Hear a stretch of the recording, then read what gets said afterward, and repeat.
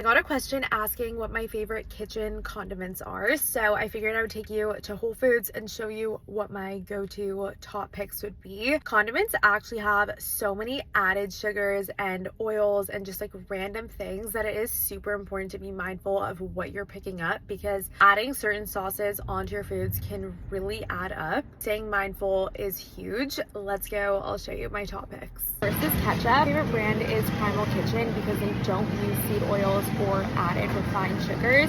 I would do the unsweetened ketchup from them, but they also make one with honey if you want a little bit more sweetness. Most ketchups are packed with so much sugar, so that is something that you should look out for, especially if it's one of the first ingredients. Mayo is fine. It's really just about what oil is used, because a lot of brands will use a seed oil, so finding one that's made with avocado oil. Salad dressings are one of those things that always have things added to them typically that you don't need, so either making them at home yourself by adding in oil, vinegar, seasonings, and things like that, or again, Primal Kitchen, they make these dressings that also act as a marinade, all with super clean ingredients. I use aminos instead of soy sauce. They have a very similar taste, but they're lower in sodium, and then the coconut ones are soy-free. Then there are things that I would consider like 0-calorie sauces and condiments that you can really just use freely. Mustard is one of my favorite condiments ever. Any sort of hot sauce that doesn't have added sugar. Nutritional yeast is amazing as like a cheesy flavor. Obviously, any sort of seasoning. I also